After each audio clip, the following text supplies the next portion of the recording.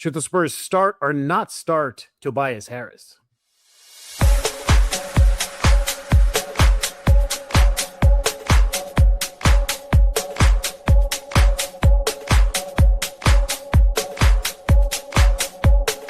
Happy Wednesday. Welcome back to another episode of Spurs in Focus right here on the YouTube, iTunes, Spotify, Amazon Podcasts, Pocket Cast, Pickup Platform. We are there. Remind you about the Substack. Go subscribe right now. Spurs in Focus Substack is completely free.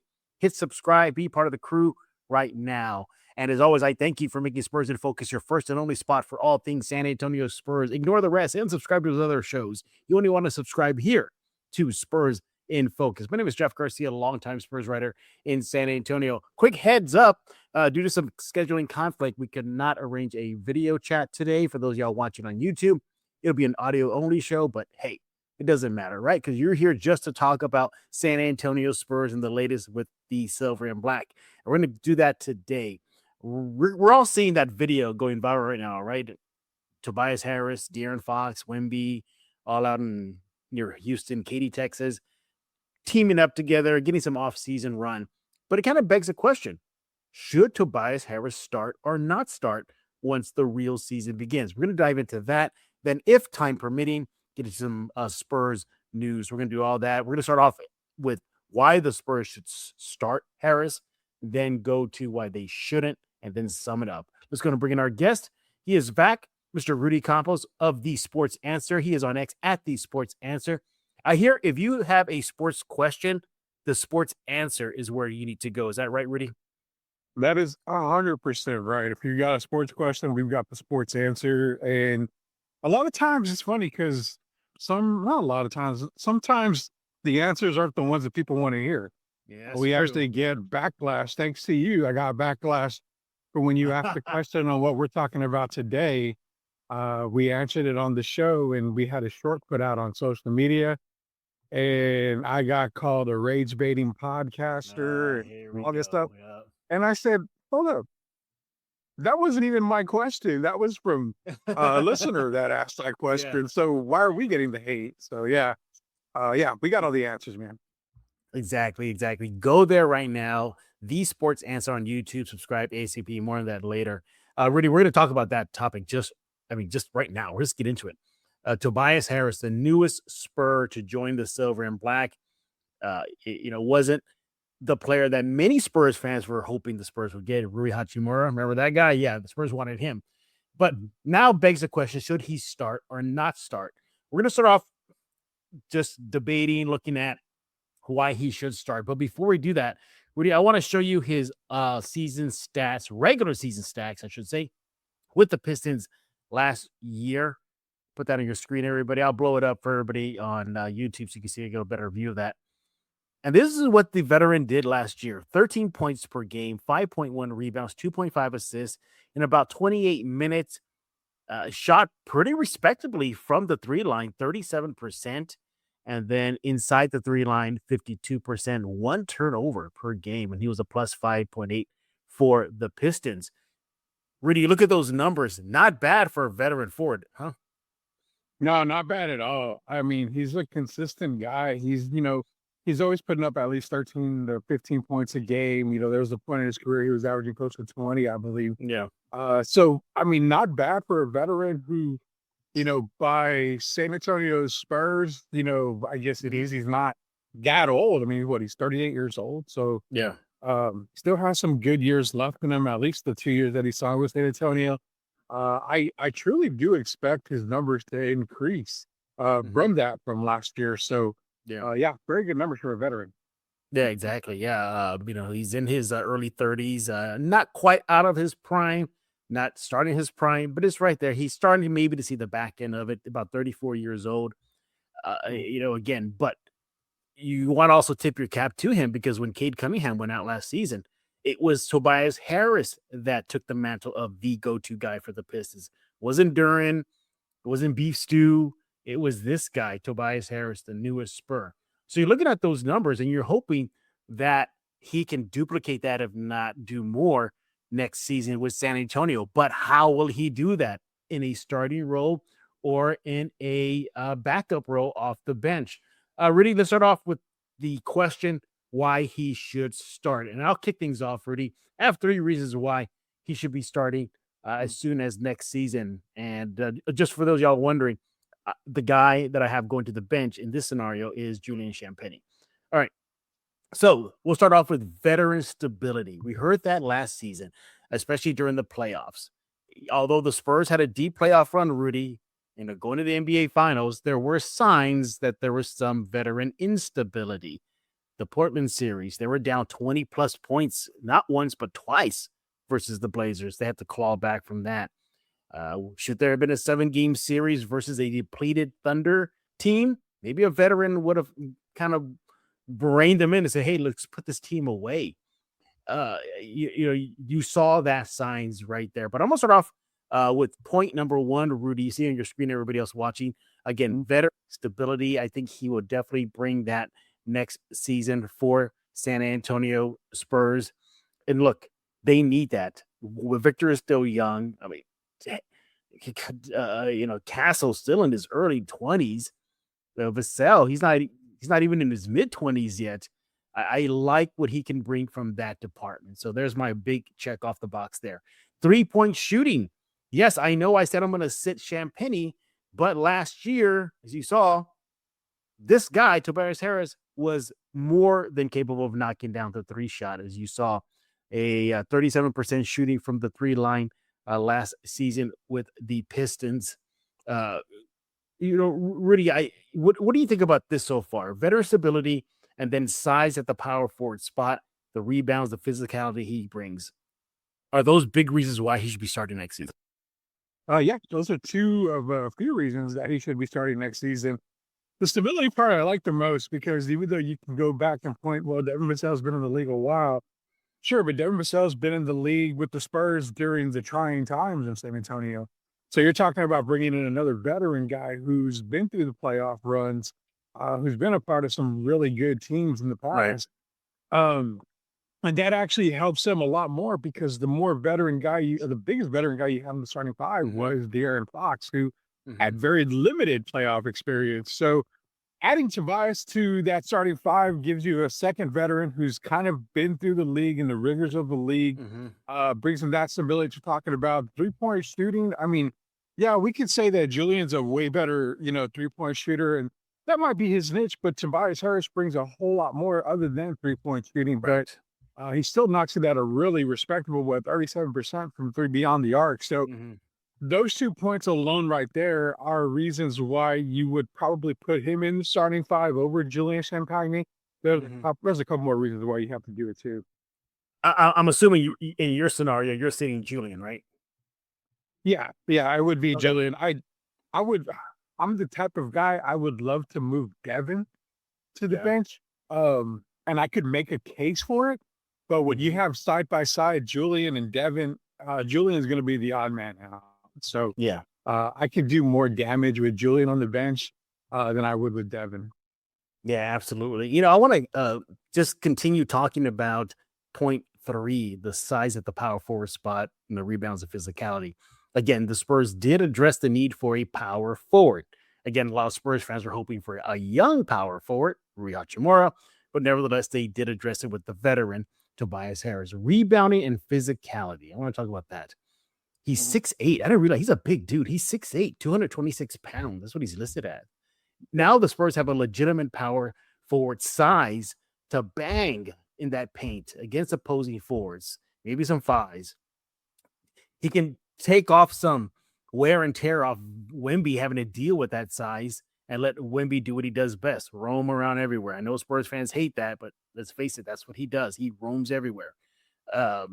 And also, too, I think it allows Wemby to maybe perhaps focus more on defense, as opposed to, what I mean by that is like kind of the help side defense, rim protector, just being better at that. And again, look at what he did, Harris, rebounding on the boards, 5.1 rebounds per game last season with the Pistons. And then in the playoffs, he upped it to 7.2 rebounds. Again, taking pressure off Wemby to clean up every board by himself. He doesn't have to do that anymore. I think for me, that is the biggest thing that I like, just at how good a complementary piece he can be in the starting unit for Wemby. Your thoughts? Yeah, he's a stat stuffer, man. He does all Hmm. the little things that you would hope that a 6'8" guy does. He gets rebounds. He can score in the paint. He can step out beyond the arc. I mean, the physicality part with Tobias Harris is a huge, huge A+ for San Antonio. You're relying on guys like Luke Cornett to be next to Wimby. You're hoping that guys like even Keldon Johnson, those Hmm. kind of players, even Carter Bryant to crash the boards. And as good as they are at crashing the boards, Tobias Harris is a little bit more mature in that situation. He's a more I guess keen type of rebounder where Hmm. he knows where to be when the shots are going up. He's in the right spot at the right time. Hmm. He doesn't play, like a crazy guy like Keldon Johnson does it. He Hmm. gets on the floor. He's not, as unorthodox as Carter Bryant is. He's Hmm. more controlled. He's a lot better under pressure. So yeah, I mean, everything that you mentioned, the rebounding, the physicality spot, 3-point shooting, everything you mentioned are all Right. pluses as to why he should start for Hmm. San Antonio next year. Yeah, low turnover rate in the starting unit. I like that. We just talked about that right now. He only averaged one turnover per game in the regular season for the Pistons, too. And I also like this too. He comes in already knowing how to play with a young team. He did that in Detroit last year. Detroit's a very young team. He's Yeah. just going to another young team, this time in the West. So he knows what it takes to be that mentor, elder statesman role. He's going to fit well in that as well. He's battle tested. He brings that group, the starting group, a battle tested presence, especially during crunch time. Rudy, you think that's where he could be very key if in the regular season games get close and they need to have a closeout situation, or even in the playoffs. We saw that in the playoffs, especially Rudy. This team had hard times sometimes closing out or dealing with crunch time. I mean, they're not blowing a 29-point lead with a guy like Tobias Harris Yikes! on the Yo, floor. Rudy had to go there, man. I Opening old mean, wounds, I'm fresh not. wounds again. I mean, you went to the well one too many times. You came back from 20 points down in Portland twice, and then you had to battle back on some of these other games too. But with a player like him on the court, now don't get me wrong, he's not, an all-star caliber type player like and all Right. that, but he's a very savvy veteran and he knows, hey, when we're not knocking down 3-pointers or we're missing 8 3-pointers and we're losing Hmm. this lead, he knows to get to the basket and to just play Hmm. inside a little bit. So what I what I what I think also is not only the lead part, but he brings another type of teacher, I guess, awareness for the players that they don't have. Hmm. Take consideration. Look who Wimby is working out right now. The three Yeah. veterans on the team, and Barnes, Tobias Harris, and De'Aaron Fox. I guarantee Tobias is in Wimby's ear, letting him know, this is probably where you need to be. This is what you need to do in this Hmm. situation. This is what you have to do. So Yeah. this is going to be, huge for the young Spurs, especially with Tobias being on the team. And Hmm. yeah, I mean, him on the court, Jeff, you're gonna let's be real, they're not gonna go 82-0. We're not overhyping Yeah. this team. They're still gonna be around, that 58, maybe 60 win mark. They're still gonna be right around that area. But what this does is in those close games, they give you a better chance and a better opportunity to win majority of those games. So Yeah. you're not, and if you're falling down by 20, sometimes you're just gonna lose by 20. Hmm. It's just the way the beast is sometimes. Yeah. But in a lot of these other games, when you're up by 20, they can tend to just calm everybody down. And with Derek Hmm. Fox, he was the only guy on the court as the true veteran during that time period. And he looked like he kind of folded under that pressure. Having a Hmm. second guy there is going to help tremendously. So, yeah, I Hmm. mean, these are all perfect cases as to why he should be starting. Now, one other note why he should start before you flip the script and look why he should not start is he's already comfortable being an intermediate scorer. Doesn't have to be the primary scorer as he was maybe in his younger years. So he's already dealt with that. Cade Cunningham, there you have it last year. But, no knock on Julian. Julian is just key. But what he can do, Julian can. He can put the ball on the floor. He can attack closeout. He can pull up from the mid post. So again, just all signs pointing to that. Yeah, maybe Harris should be in the starting unit when the regular season begins. But what about the opposite? Why he should not start?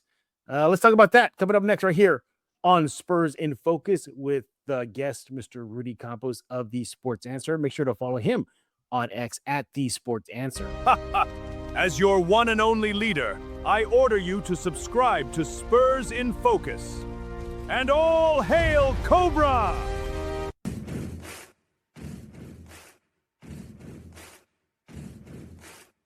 We got a new entry there, Rudy. I don't know if you saw. That's Raph dunking on Shredder, man. With it looks like in Hemisphere Park too, in downtown San Antonio.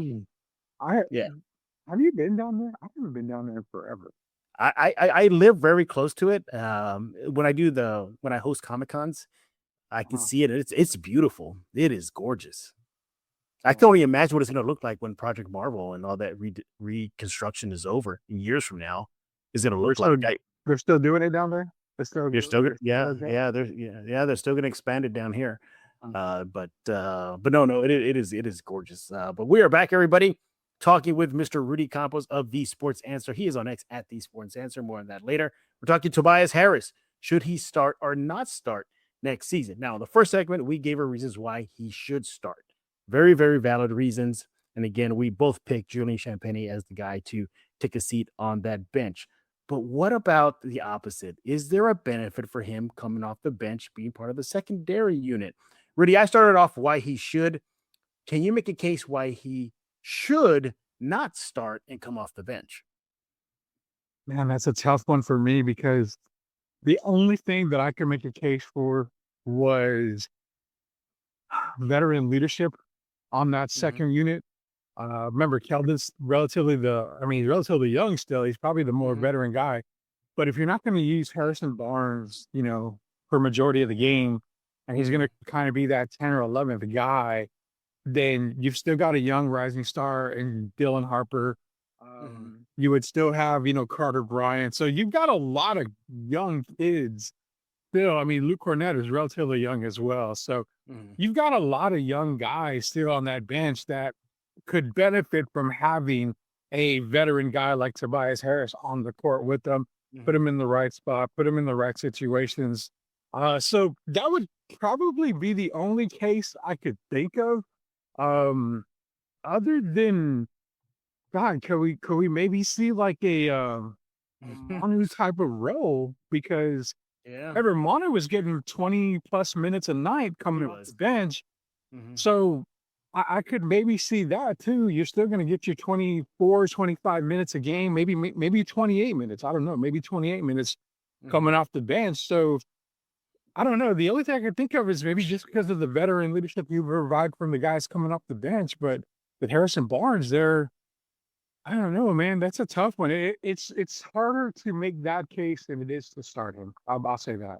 Oh, well, I got a few points here why he should not start. And don't rage bait the people, Jack. Come on. I'm not going to rage bait the people. I'm just going to throw out points why maybe he should have started. And here's my first one. It's the younger players, growth for the younger players on the roster. Starting a guy like Champagnie, or as you threw out there, maybe Devin taking the hit and coming off the bench. I doubt that'll happen. But if that's your young core you're taking into the future, perhaps longer than when Tobias may be here in San Antonio, then you want to continue developing that long-term chemistry with the core that brought you to the NBA Finals, and then having Harris come off the bench. Again, why Fickle's not broken. That starting unit we saw last season, again, NBA Finals appearance, why disrupt that? Also, too, here's the other thing, too. Maybe on the defensive end, his defensive mobility, has taken a hit. He's 30 plus years old, 34 years old now. That's still young outside of the NBA, but in the NBA, that's already getting up there. Harris might have to struggle defensively against some of the league's faster perimeter wings. The high flyers in the NBA, people he has to defend, and maybe he's starting to get slow of foot already. And also too, I don't see anything wrong with him being a bench anchor. I'm not saying for him, like he's going to only get 10 minutes per game. No, but imagine anchoring that second unit, what allows him to play to his strengths, operating the isolation, posting up smaller guys, mismatches on the other team's secondary unit, and then he becomes the primary focus when Wemby sits. What do you think about those as reasons why he should come off the bench? The veteran part, we're talking about the young kids, that's the point. I mean, I think that's probably the only reason why. Everything else, I mean, saying that he might be slow defensively. While you were talking about that, I started to think, how many guys out there have legitimately 5 players that are super quick and super athletic on the starting 5, and it's hard for me to even to think of. I think maybe 1 or 2 teams, to be honest with you. So, I think if he is even on the starting 5, he's still going to be a massive help defensively. Bringing him to the sidelines and bringing him off the bench, I mean, yeah, it'll hide some of his defensive, mishaps, but he doesn't have very many bad defensive mishaps. He's good on rotations. He's usually in the right spot. So, I mean, yeah, the case that you made, it's a good case. I mean, maybe the other part too is you don't want to mess with Julian's confidence. I mean, he had a really good season last year, so maybe moving him down to the bench area, maybe you might play into like take his confidence away. Could be another reason, but I mean, the only legitimate one that I can really see that we talked about was the fact that the young guys on the bench probably need a good veteran to be on the floor. Scoring wise, I mean, those young kids can score. Dylan Harper, is probably going to be one of the better scorers in the league and gets in the basket. Yeah. Outside of a playoff, Kelton was scoring relatively decent. So, I mean, yeah, he could bolster that bench scoring easily if Tobias is on the bench. So they're good points. They're really good points. But it's like I said, it's so hard to convince people that Tobias shouldn't start. I mean, unless you're just a bona fide Spurs homer and you don't look at everything. I mean, there's really harder reasons to keep him on the bench than it is to actually start him. Yeah, exactly. Another reason why perhaps we're looking at the other side of things, but starting him, because minutes got to come from somebody. Somebody's losing minutes with this guy you see on your screen playing. Will it be Carter Bryant? Would Tobias Harris kind of stunt the development of Carter Bryant? Because those minutes got to come from somewhere. You're gonna get a little from Carter. You're probably gonna get some from Keldon, maybe. So yeah, there's something to think about too. Unless they, Julian just flips and Julian goes to the bench and okay, well, there's your starter minutes right there. But the point is that he's a big ripple effect in the Spurs roster next season. All positive. But again, something's have to give minutes wise.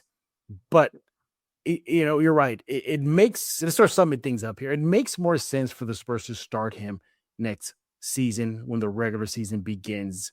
Do you think we will see Harris in the starting unit when the ball goes up in the air on the home opening night or regular season opening night, I should say? We debated this last week with Derek. Yeah. My gut tells me yes, that he's probably going to be a starter starting opening night. But a part of me also tells me that it's going to take a couple of months, maybe a month into the season, and then they'll probably insert him as hard part. I think it's how quickly they start off the season. If they start off like barn burners and they're using the same lineup as last year, I don't think Mitch Johnson makes a move. I think Tobias understands that he's going to come off the bench, but a lot of it's going to go into training camp, and actually a lot of it might even play in the preseason a little bit too. So we'll see.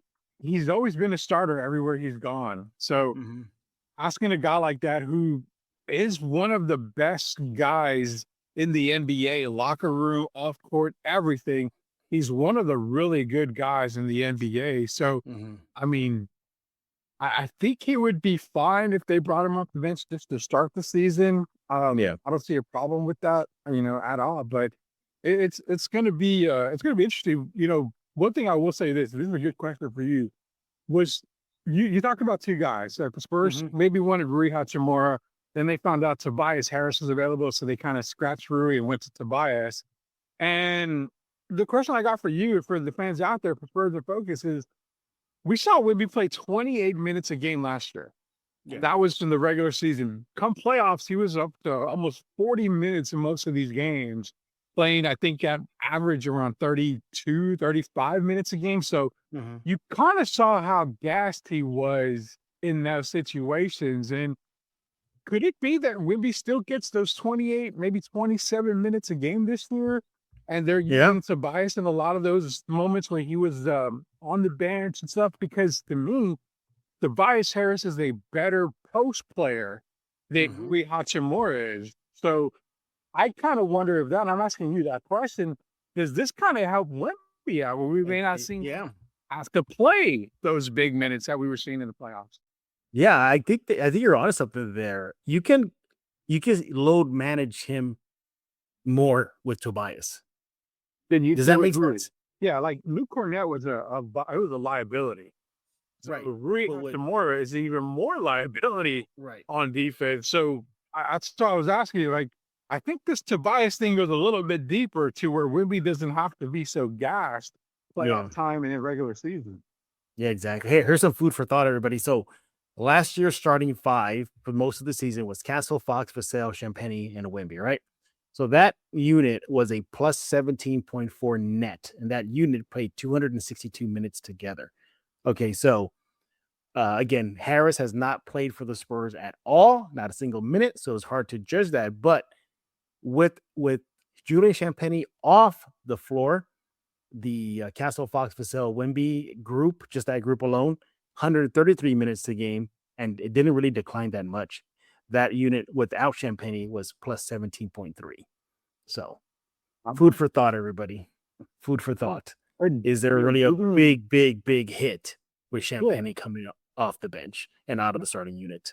I'll say this. If he's a starter, if Tobias is a starter, Julian goes to the bench, I almost expect, can't say really career years, but I almost expect the same, if not better years for both guys. And the case is made because Tobias would be the fourth, maybe even the fifth option on that starting five, which is crazy to say.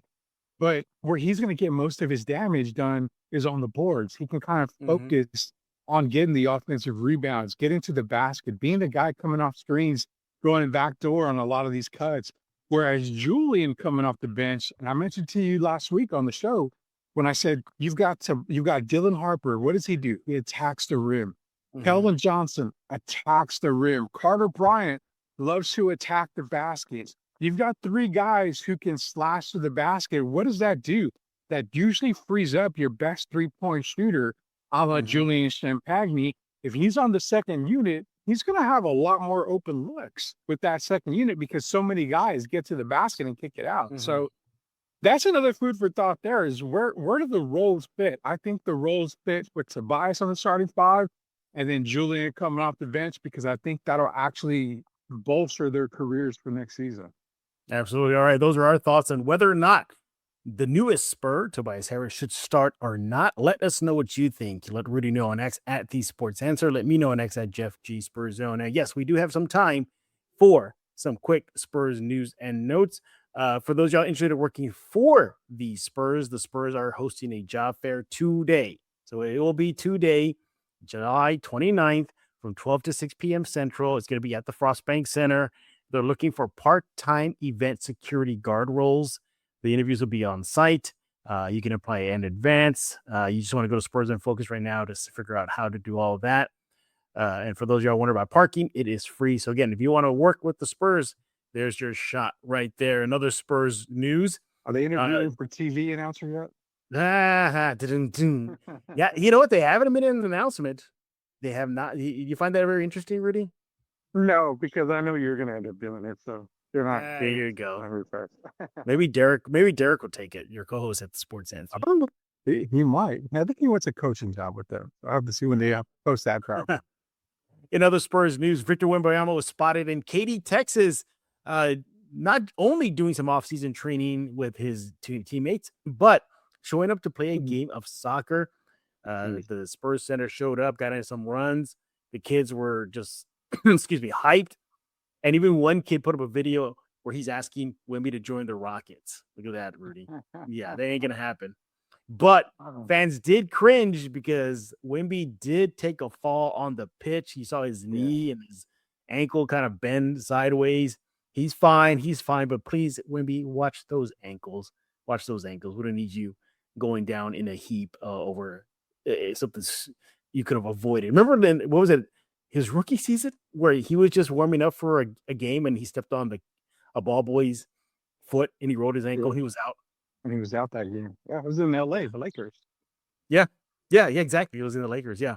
In other Spurs news, a couple of Spurs, Carter Bryant and Stephon Castle are working with the guard whisperer this offseason. Those who don't know who the guard whisperer is, his name is Olin Simplis. He is a long-time premier development coach and shooting consultant. He specializes in footwork, shot creation, enhancing basketball IQ. So he's out there working with the two Spurs. Carter Bryant, this is second go with him. Stephon Castle, second run with Simplis. So they're working on their craft this offseason. Good on the Spurs. And did you see that video, Rudy, of Keldon Johnson? He's out now in China right now doing his China tour for his sneaker company, Keldon. Yeah. And he had kind of like a mini scrimmage against some players out in China. And this one kid went crazy because Keldon went to the sidelines to just shake some hands. And this one little boy, he loses his mind. He's all rejoiced. He starts pointing at Keldon. He was so ecstatic, which begs the question, Rudy Campos, out of this athlete would you go just crazy for if you're going to meet them in person? Kind of like that kid losing his mind and screaming and yelling. What one athlete from sports world would you do that for? Well, I don't know if I'd go super crazy, not like that, but you know, I'll say this. I've always said starstruck right now would probably be it's weird, man. Mark Price has always been one of my idols. Yeah. So I think I would be starstruck if I ever was to meet Mark Price. So definitely, but as a kid growing up, I mean, who would I have gone? I would know exactly who it was. And that would probably be Michael Jordan growing up. I don't blame you. As a kid, probably between Michael Jordan and I'm going to age myself, but in the baseball world was Gary Carter. Oh, interesting. Yeah. Yeah. He's passed away, since then. But yeah, Gary Carter I was a big Gary Carter fan growing up until I became a Giants fan. So yeah, having those two when I was a kid. You know what? I didn't react that way like that kid in the video. But I did, low key react that way when I met Iceman Gervin for the first time.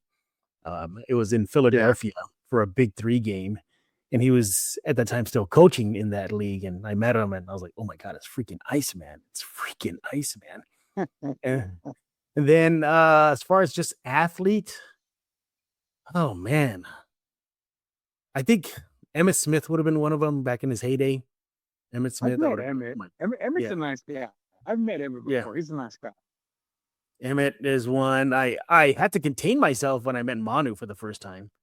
That was pretty fun.